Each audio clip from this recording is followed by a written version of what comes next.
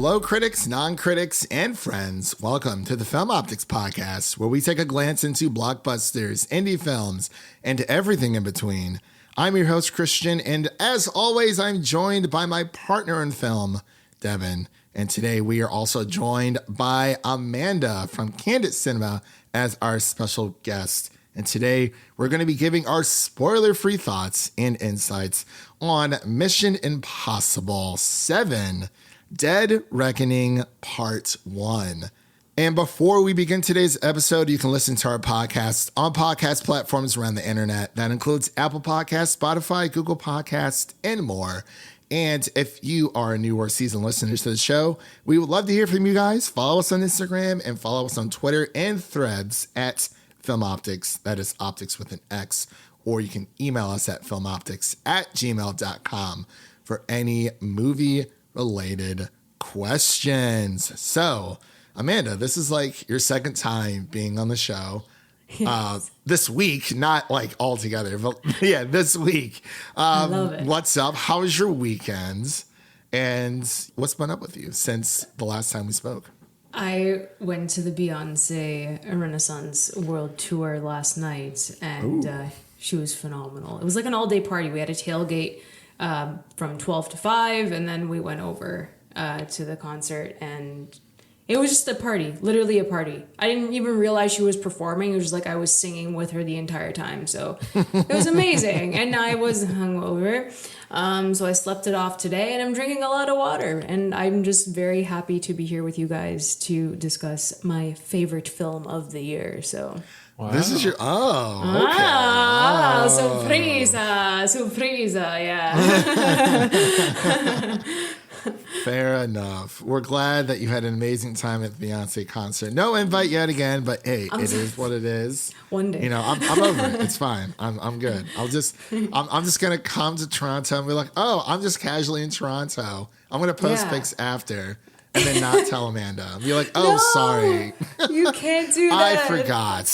That's not allowed. Mr. Devin, you had a birthday a few days ago. I did have a birthday. How old are you now? Well, you see, I survived the 27 club, so I guess we're in the clear now. 28.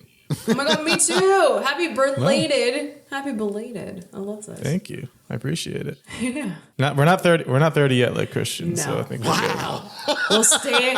We're good at 28 at the moment. We're good. Yes, we'll take it. For now. Dude, what did you do for your birthday? You just chilled? You go to the movies? Yeah, just hung out with the family. Went to a baseball game. Saw Joyride. It was a good time. Nice. Oh, fun. That's chill. Yeah. Nice. That's awesome. Yeah, it was also my mother's birthday. My mother and Devin actually share a birthday. Yes, twins. Yeah. Happy belated. And my aunt's birthday is the same day, too. I mean, it is a great birthday. Lucky sevens. Like, you can't really beat it. And I've also found out, my friend Kyle Arking, he's a big Ellie Bomber fan. She plays Alora Dannon in the new Willow series that you can't find on Disney Plus anymore because it's gone.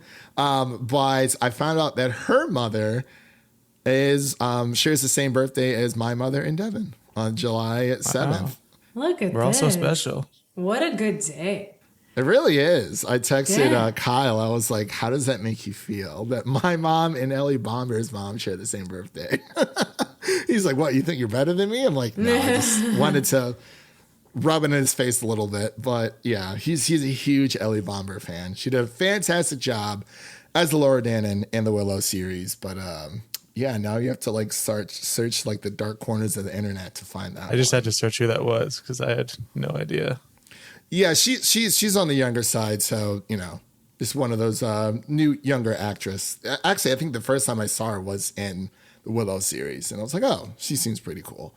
But yeah, totally super British, but she has like an American accent in the show. So, Super British. Totally. Totally.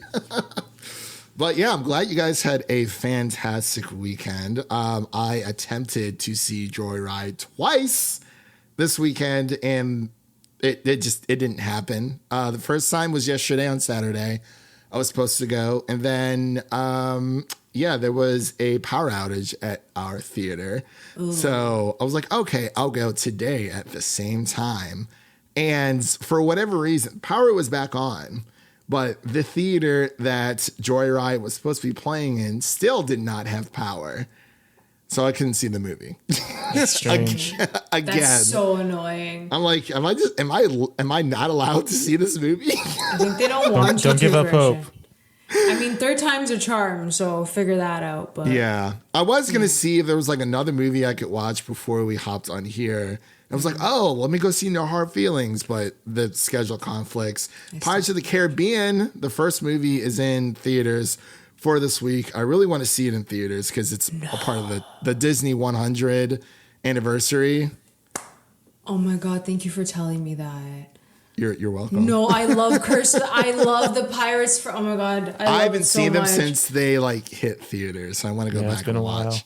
I want to at least, if I can watch the first one in theaters again, and then probably just watch the rest at home. Yeah, there's like a few other movies. Lion King's coming back to theaters. It's like select movies. Incredibles 1, Coco.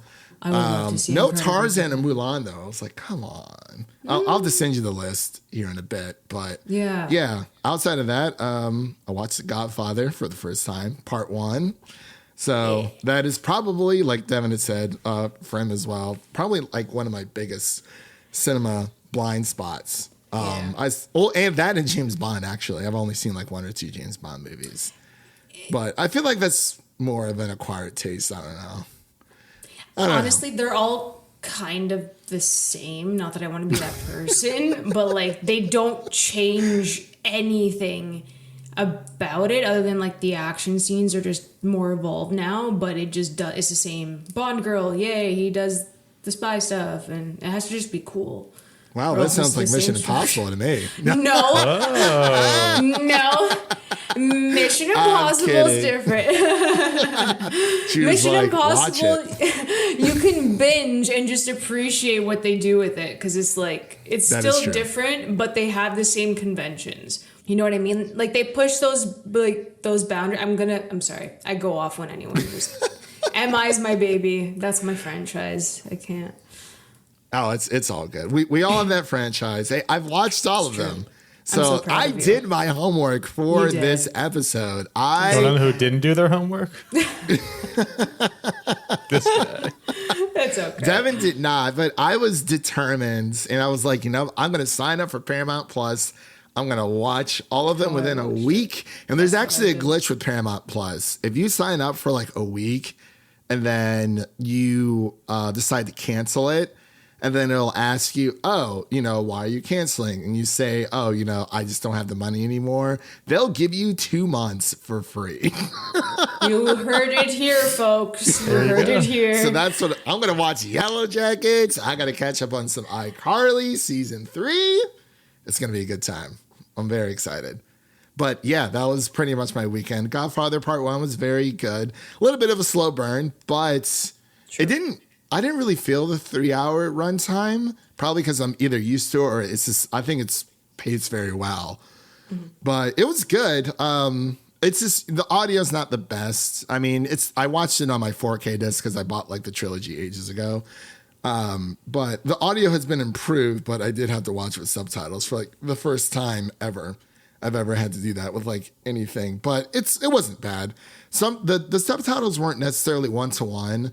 I think it was like an outdated script because of like, wait, that person just said this and it's like a condensed version of what they said. But no, it was good. It was very good. I liked how it sets up for the next one where the ending was really good. I was like, oh man, this is crazy. The horse's head? Yeah. Everyone's just dying. It's like Game of Thrones. Everyone's just dying. Everything's fine during the very beginning and everyone's just dead. Like towards the end. Well, for the most part. Spoilers. If you guys have not watched The Godfather. Terrible. Well, yeah. Or Sopranos. If you don't want Sopranos spoiled, do not watch She-Hulk. Because there's a big spoiler that Wong was watching. He was binging Sopranos, and they reveal something, and then it's like Wong's first time watching it, and he's with Madison, And she's like, oh, this is the part. Wongers. But yeah, that's pretty much my weekend. I apologize. It went off on a bit of a tangent there. But as we mentioned before, we are going to be reviewing Mission Impossible Dead Reckoning Part 1. This is going to be a spoiler-free review for everyone out there because we don't want to give away all the big secrets that happen within this movie. And again, this is this is just the beginning of the journey altogether. And I was very happy with what I saw. So, ladies and gentlemen, we'll be right back after this introduction to Mission Impossible Dead Reckoning Part 1. Our lives are the sum of our choices.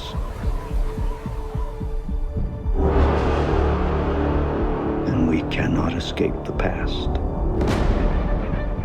Ethan, this mission of yours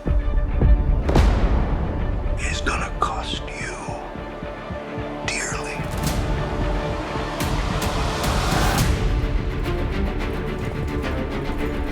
The world is changing. Truth is vanishing. War is coming.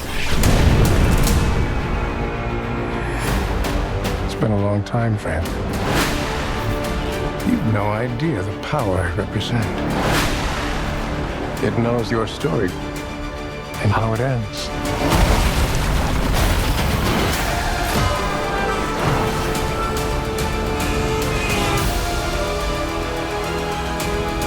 Listen to me. The world's coming after you. His fate is written. Shall we write yours too? If anything happens to them, there's no place that I won't go to kill you. That is written.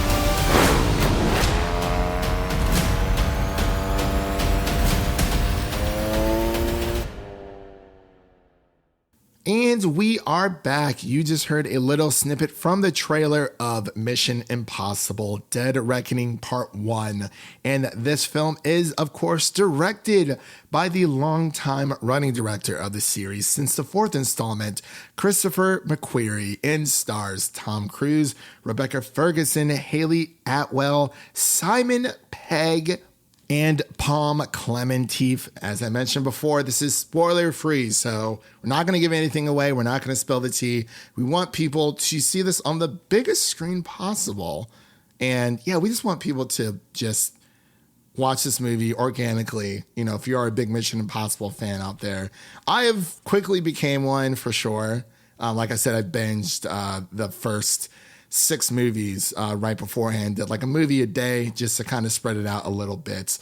But we are going to get to our spoiler thoughts here first. So we'll go to Amanda and then we'll go to Devin and then myself. So Amanda, what are your thoughts on this film? Okay, so I had marathoned them the exact same way Christian did, and I did it for my YouTube channel because I'm like, you know what, let me gear up for it. I think it's the right time. So watching them all in order, and then watching Dead Reckoning, the first thing that I thought of when I saw Tom Cruise in this is like, you know what? Ethan Hunt got old. And you can tell that he got old because I feel like he took more of a back seat in Dead Reckoning, even though some of the story beats were obviously directly tied to him. I won't get into too much detail there. But I really liked that this was more about friendship. It's a film about friendship. It's not like towards a spy thriller, even though obviously there's elements, but between Luther Benji and Ethan, I just really love that they were like, you know, crying for each other and you know, trying to help each other and to, you know, just stay together as much as they can, while this AI was essentially the villain of this entire film. And I thought that it worked incredibly well, considering that we have technology has advanced so much that AI is a concept that doesn't necessarily scare people because they're like, okay, it's technology. What's it going to do? And then you see it in this context, and like, I was terrified because what they did in this movie really tested the agents, really tested Ethan. And I think I said this in my review. The thing that I love the most about this is that you have an old school spy right? And then the very first scene is that you have newbies coming into IMF. You know, so he's he's old, not to like say that's Tom Cruise, because he can do anything still. He's a daredevil.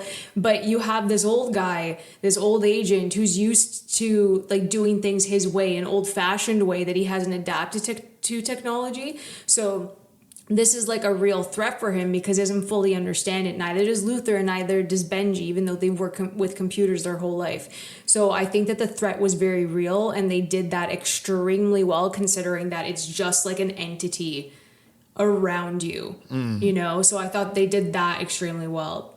Action sequences are absolutely phenomenal from beginning to end. Like, just anxiety inducing. They lasted longer than 10 minutes in my eyes.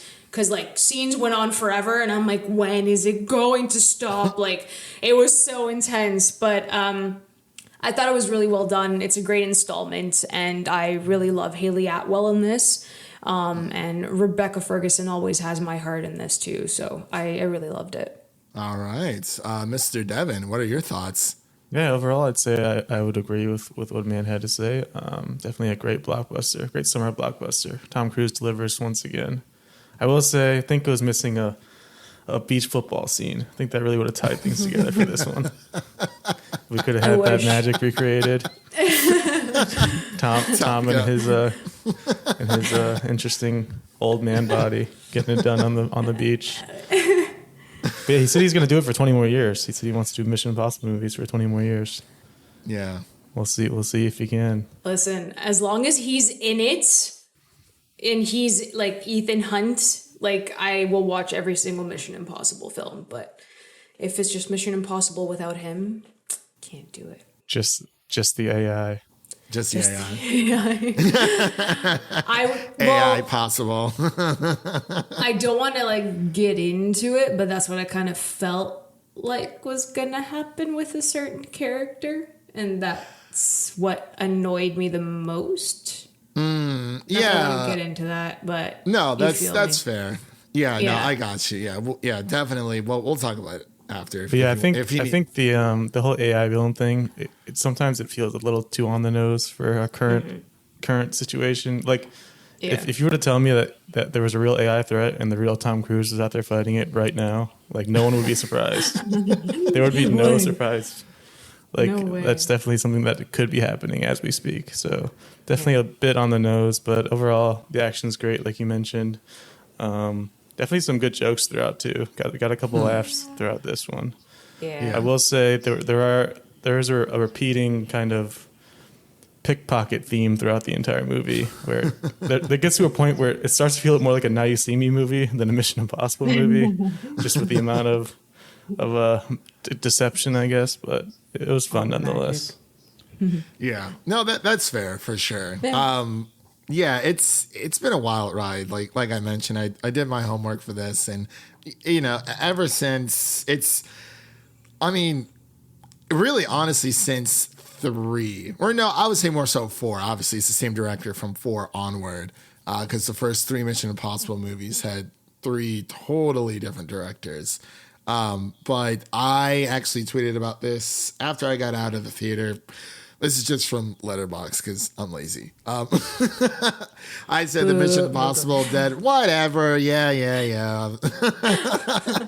I said that this film delivers a captivating experience with its stellar sequences, leaving the audience on the edge of their seats, which is very true. There are a lot of I don't know. When I was watching a lot of those action sequences, like my stomach felt like it was going to drop, especially like the final action sequence. So I was like, this is insane. Like, I don't know if I could go through this anymore, but it is a seamless installment and sets the stage for part 2, of course, the exciting future of what's to come, promising great things. And Haley Atwell shines like fantastically. And so does Palm Clementif. I think that's how I pronounce her last name. Haley and Palm were great additions to the cast, making them my personal favorites. I wish that Palm got like a little bit more screen time, or even just some lines. That would have been nice too. Yeah. I was a little confused. I guess that could have been a purposeful character choice, but Yeah. Possibly. Because, I mean, she was all over the marketing. I mean, she's in the movie. I mean, she's in the movie more than Sasha Kaye was in The Flash. But it's true. But I'm just saying this is something I've noticed. But yeah, Haley and Palm, especially Haley, though, like. Yeah, I was gonna say I thought Haley killed it. Like, you don't necessarily She's think of her amazing. when you think of action star. I mean, obviously she is Peggy Carter, but like, Yeah. just to have her injected into this so perfectly, it was really well done. Really worked. Yeah, but I agree with both of you guys, especially what Amanda was saying. You know, when it comes to AI as like a threat, like that is obviously this movie was, you know, filmed like a few years ago, but it's like everything, it is kind of on the nose. Everything is happening with like, you know, people use Chat GPT for a lot of things, which is fine. I feel like it can be a nice tool to use. But, you know, the whole AI with, you know, Secret Invasion, Marvel Secret Invasion, having that entire intro being AI, and a lot of people, or AI driven, I should say, that bothers a lot of people, like AI writing and things of that nature. You know, it has its uses for some things, but it is kind of crazy to think, you know, there's so many other movies out there where technology is like taking over humankind. It's like, you know, we've seen it with iRobot, you know, whatever, and a few other films, but this felt pretty real, and it was, yeah, it's on the nose for the times, but I think it's more of a coincidence if anything else. But, you know, like Amanda had also said, like, this is an older Ethan Hunt for sure. He's been in the game for a while. You know, the posts, or I should say the cold opening scene, it was pretty awesome too, as they usually are. You know, it really just sets the tone for the movie. I did not know that this was 3 hours long, or 2 hours and 45 minutes. Yeah. For some reason, I thought it was like 220, 230. I'm like, oh, okay, 245. But I didn't really feel the runtime. But, you know, I felt it with the train sequence at the end. I'm like, when? But mainly because, like you said, I was stressed out, and I'm like, when is it gonna end? So that's the only reason. That one just refused to end. Yeah. Just like, wow. They're like, we're just gonna take this all the way home. It's true, and I think that because the same thing happened with me with Across the Spider-Verse, especially when you know it's a part one to something. Yeah. You have that level of like anticipation of where are they going to end it, because yeah. So I think that was my thing. I originally thought they were going to end it when they were going at each other on top of the train, like as a typical boom cut. So I wanted to touch on that because we've seen, so it is true, because when it comes to part ones, obviously knowing that it's a part one, in the back of your mind, that is true. Like in the back of your mind, you're wondering, where are they going to end it? But I feel like rewatching it again, we can kind of just go into it, because obviously even with Spider-Verse, which is like my favorite film of the year so far, this is probably my second favorite blockbuster though for Mission Impossible. But I was like, okay, like we knew it was a part one. I was trying to figure out where they're going to end it. But like I still enjoyed it. It's just when I went back and watched it the second time, I felt more relaxed, because like you've already seen it. You can kind of just enjoy it for what it is, because you have like a million thoughts racing through your head while watching it. Obviously, especially if you're going to be, you know, reviewing it. But I wanted to mention about the last sequence. I've noticed that, you know, with Fast X, you know, that's a part one. But even though Dead Reckoning is also a part one, Fast X felt like half of a movie. Like it felt like they filmed the whole thing and they're like, okay, we're going to cut here. And this is going to be part one. And then Fast 11 is going to be part two, the rest of it. Even though this is a part one, this felt like a complete movie. Contains in and story. of its. It's polished ending.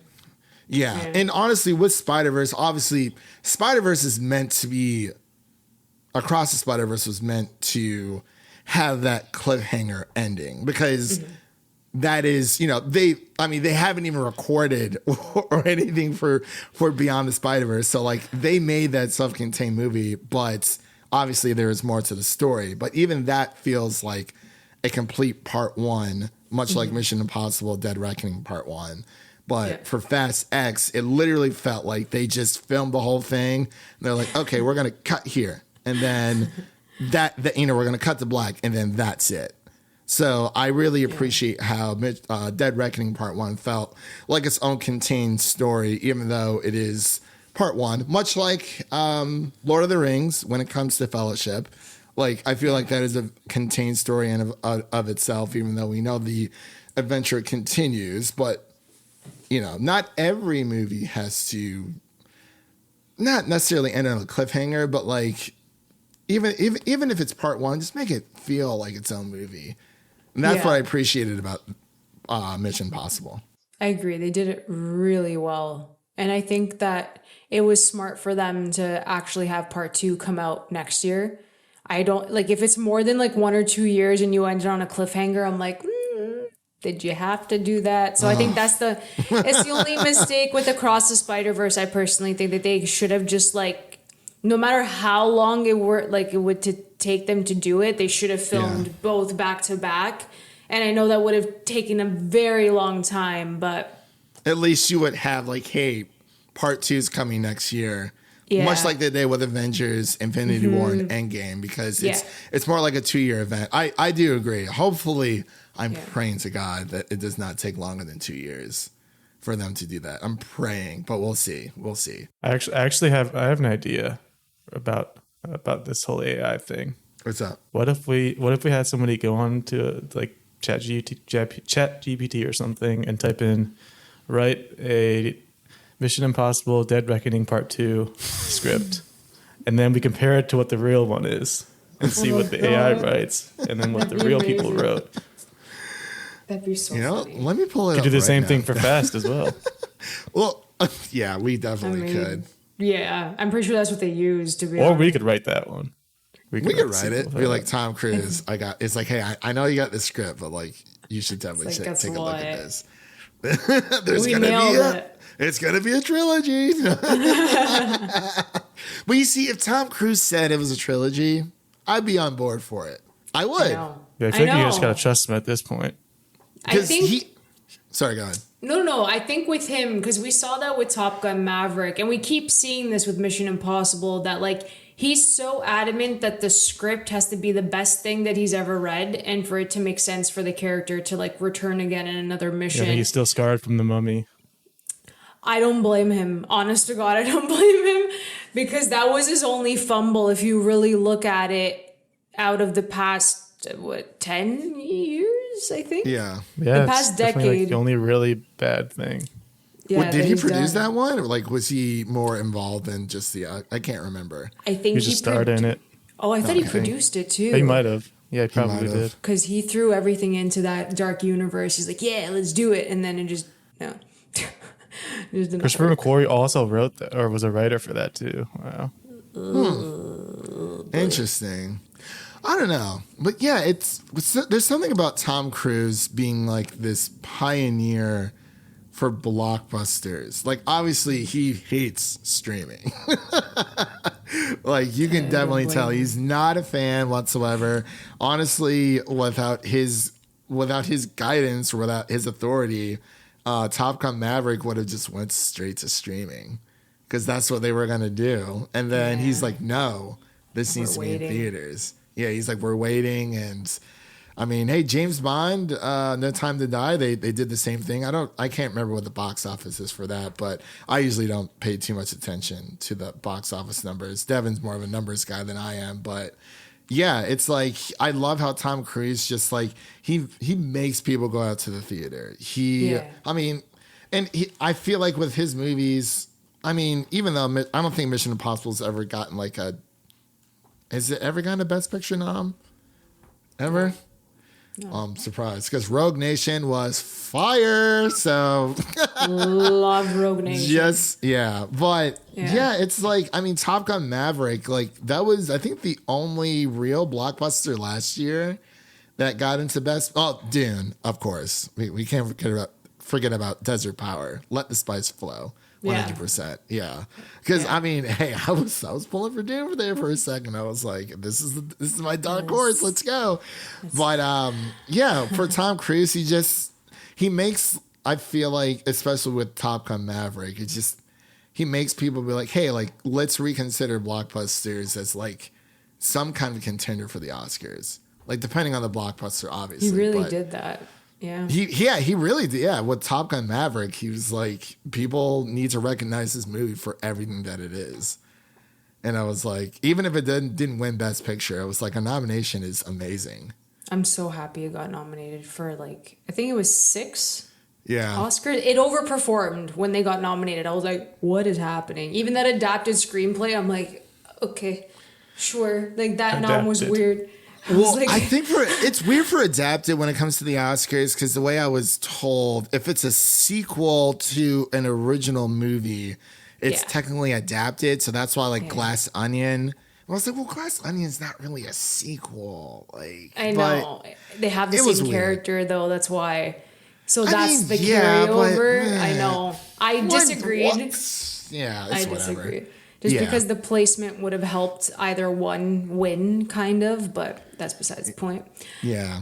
That's Oscar talk. But yeah, I think Dune and Top Gun Maverick, I think they matched for nominations last year. I think the Oscars could just piss everyone off and have a best sequel categy.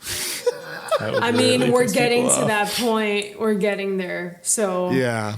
What's the best IP Oscar? Yeah. I mean, best running IP. Best running IP Oscar. Here you go. Best sixth installment in a movie of the year. There's only a few franchises who can make best remake of the year. So we have because West Side Story got nominated. Yeah. I mean, do you guys think that Dead Reckoning has any... I mean, we barely talk about Oscars here, but since we're already talking about it, do you think Dead Reckoning has any legs to be recognized by the Oscars? Yeah, I definitely think if they have that stunt work Oscar that has been talked about these past few months, that definitely... And then we haven't mentioned it yet, but I forgot to mention my portion. The score for this one was amazing. Like, if it weren't for the score of this one, it definitely would have felt like a longer movie because it just keeps you invested the whole time. Agreed. It does. That was phenomenal. It really was. Good. Yeah. I think it could get...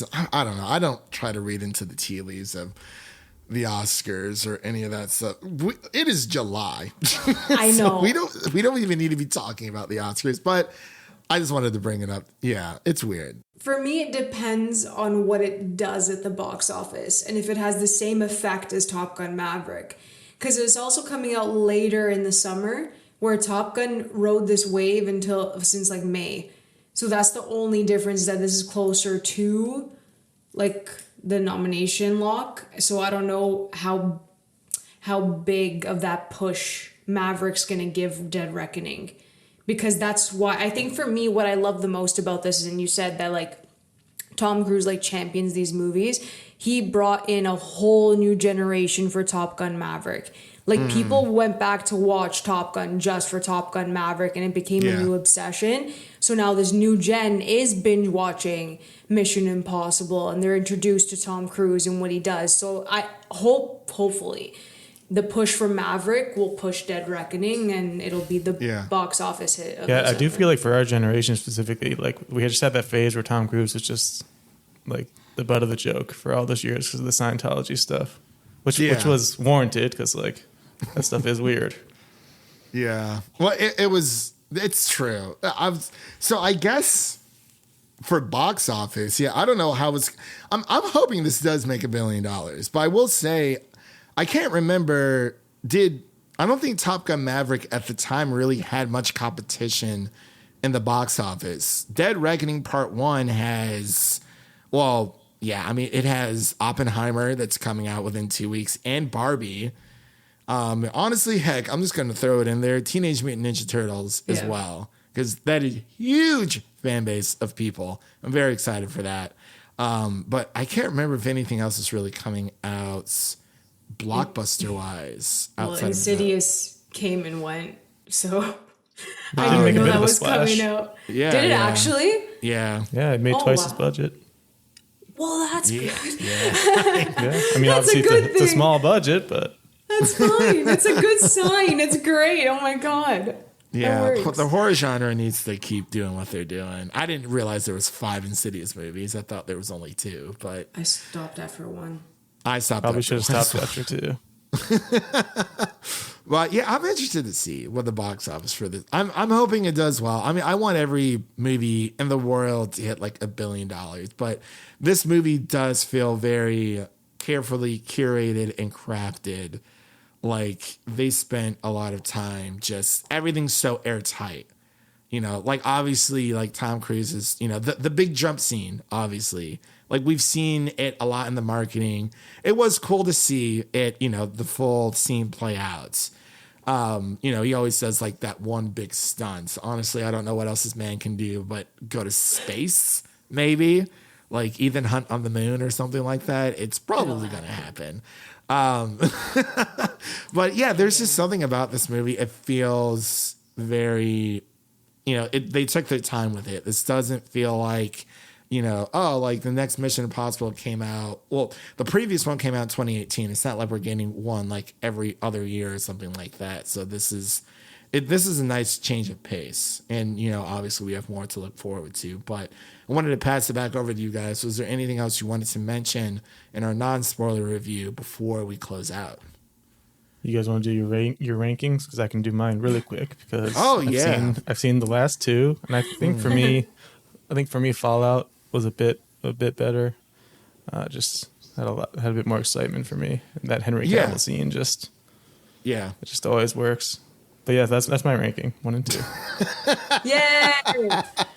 Love Congratulations. We love it. There we go.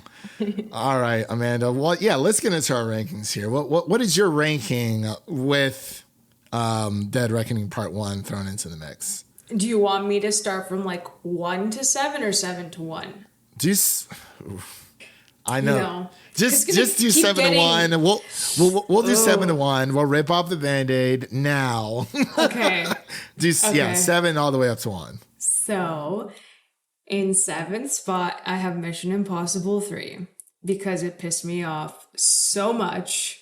Okay, J.J. Abrams, even though he produced like the next 4, it still pained me. Mission Impossible 3.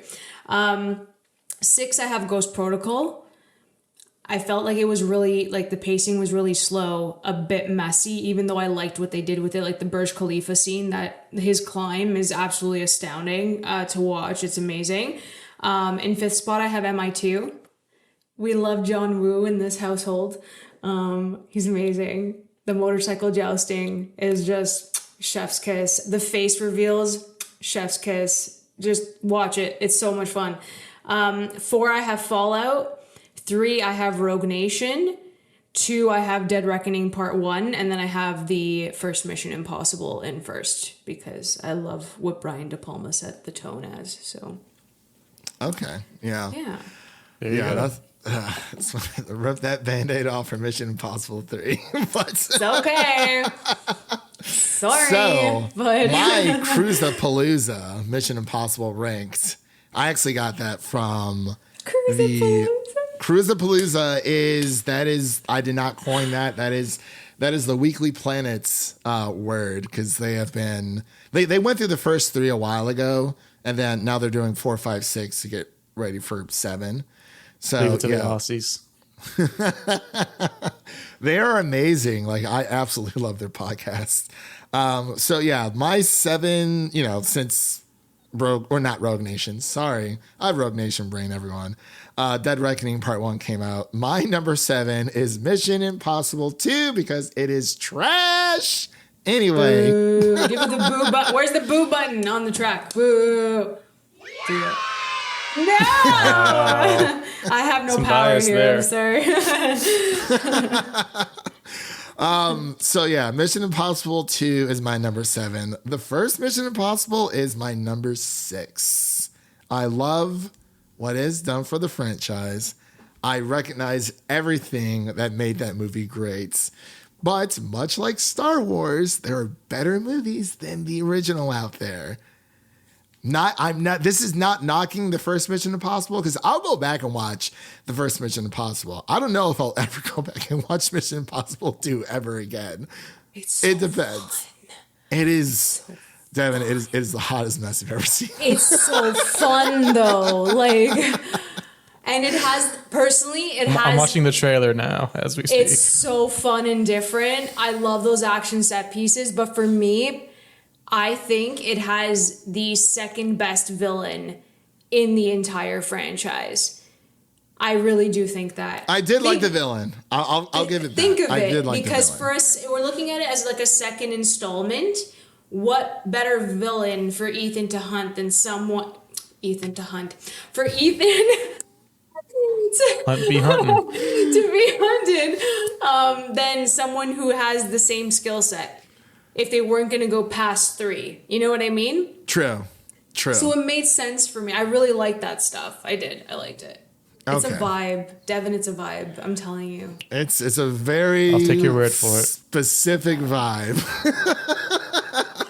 But I see a lot of long hair. I see a lot of rock climbing. It's very, he has like this long, like Jonas, it's this long Jonas Brothers hair kind of thing going on. Like the entire action set pieces of 2, like were revolved around Ethan Hunt's hair in that movie. It was something. There's a lot of slow-mo, but continue, sorry. Yeah, I mean, that movie is very, slow-mo heavy. So, number 7, Mission Impossible 2. Number 6 is the first Mission Impossible. Number 5 in my ranking is Ghost Protocol. Much for the same reasons as Amanda already said. It's a good movie, but I just didn't really care for the villain, all that much. But like, it's still a good movie. It's very consistent with, 4, 5, 6, and now 7, with it being the same director.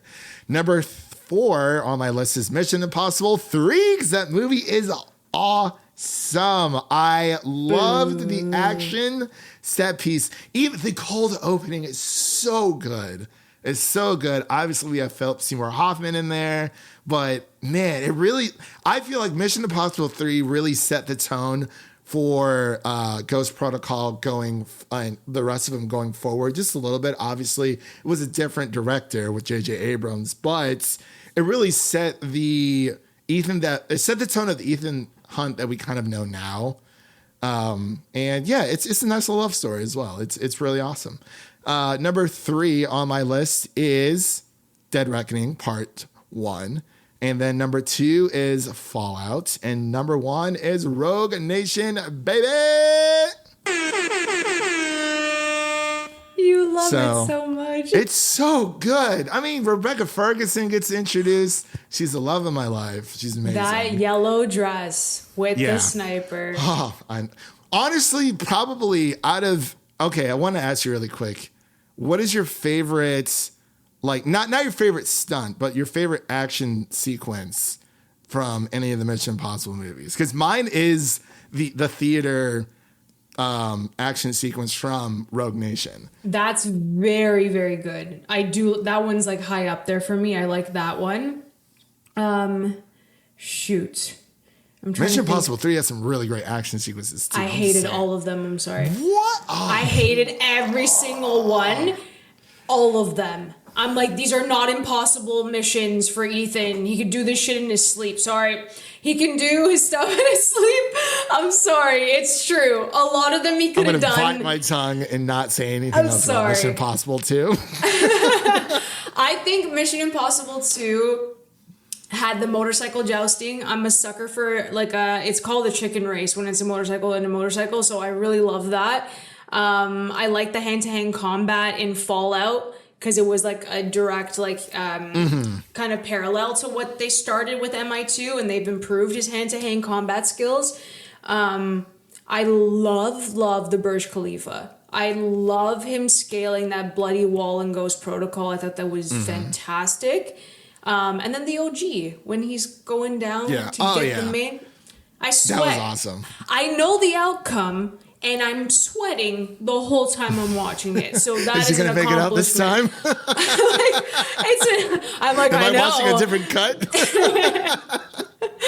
But it's crazy how each director makes you feel that level of tension, and that's the most impressive thing in every single set piece, all of it.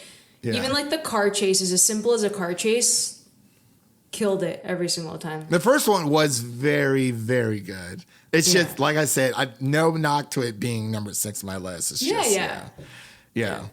But yeah, Rogue Nation is my number one. That it's just I think it's the most rewatchable out of all of them for me. I think so. But yeah, I mean, I have a new franchise that I've finally opened the doors to and have exposed myself to. So I'll give myself a nice little pat on the back there. But let's get into our rankings. Not our rankings, our ratings here. So we're going to scale it out of 100. So we'll start with Amanda and then Devin and then myself. And then at the end, we're going to do a little bit of math so we can give our official podcast score, our overall score between all three of our scores. So Amanda, take it away. Okay, so for reasons that I cannot speak of because they're spoilers, I was leaning towards like a 4 out of 5. But I did put it ultimately at 4.5 just because of how incredible the action sequences are. So I'm giving it out of 100. I think an 85 is a fair grade. I think that would be it. Yeah, an 85. Yeah. All right. Devin, what about you? Yeah, for me, I think I'll go with like a solid 78. Like, I definitely think it was good, and there's definitely a couple of things that kept it from being amazing in my eyes. But overall, definitely a fun blockbuster. So for me, on Letterboxd, after my first watch, I do want to watch it again. I gave it 4 out of 5 just because, obviously, I guess you could say in the line of work that we're in, it's very, I guess, a lot of people will say, oh, you're giving a lot of things 5 out of 5. And I'm like, well, yeah, there's just been a lot of great movies out there. I think if I were to watch it again, I probably would give it like a 4.5 stars. So right now, off of my first viewing, I'm going to give it a 82 out of 100 for now. And then I want to, because I was able to see it, not in IMAX. I do want to see it in IMAX. I was able to see it we saw it in Dolby for our screening. So I definitely want to see it again in IMAX. So that's going to be a lot of fun. I've been wanting to watch Spider-Man Across the Spider-Verse in IMAX, but they brought it back for like 2 or 3 days and they were all at inconvenient times. So I was like, this is not fun for me at all. Yeah, but so an 82 out of 100 for me, 85 out of 100 for Amanda, and a 78 out of 100 for Devin. So we're going to find the median between all three of those scores. All right, so the median score is going to be an 81.62, thanks to the calculations of Devin, but we're just going to round that up to an 82 out of 100 because that's how math works. And yeah, so that would be our overall score, our official score of Mission Impossible Dead Reckoning, an 82 out of 100. So with all that said, that concludes our review today. I'd like to thank Amanda again for coming on to the show. It's always a blast having you. So I want to take this time to let people know, or you can let people know, where to find you and what is coming up on your respective outlets. Yeah, well, this is always fun. I'm really happy that you guys brought me on for Dead Reckoning. It means a lot. You guys bring on an expert. Yeah, oh, thank you. I tried. You guys can always follow me over at AMX NDA Reviews on Twitter, Instagram, and Letterboxd. You can check out my website, candidxcinema.com, and my YouTube, Candid Cinema. Right now I have all of my Mission Impossible reviews from 1 to 7 up. I may do a breakdown review of Dead Reckoning to get into spoilers, and then probably my MI ranking of all the films. So that's what I have coming up right now. Ooh, interesting. A lot of fun. Yeah. But yeah, it's been busy for all of us. But thank you again for coming on. And for all of our listeners out there. That concludes today's episode. If you enjoyed what you heard, make sure to subscribe to our podcast on your preferred podcast platform of choice. And make sure to follow us on Twitter, Instagram, and Threads at Film Optics. Again, that's Optics with an X. And don't forget to share an episode of our podcast with a friend, whether it be your mother, your brother, or your significant other. Spread the love of the Film Optics podcast.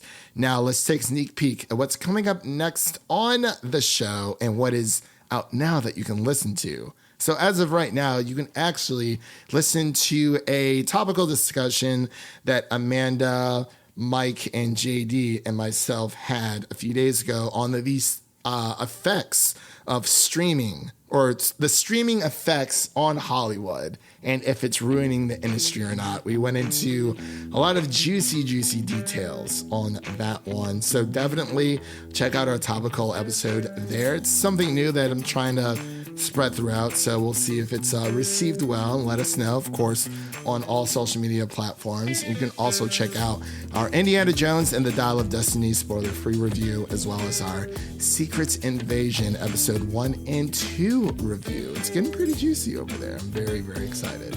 But coming up, we have a lot of movies left for the summer.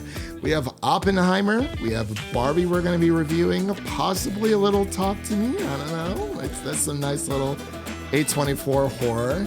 And of course, Teenage Mutant Ninja Turtles. I think it's called Mutants of Mayhem altogether. But yeah, those are just a few things. And I mean, if I can watch Joyride, we could probably do Joyride if you want to, Devin. If I can find the time, definitely. If you can find a ride.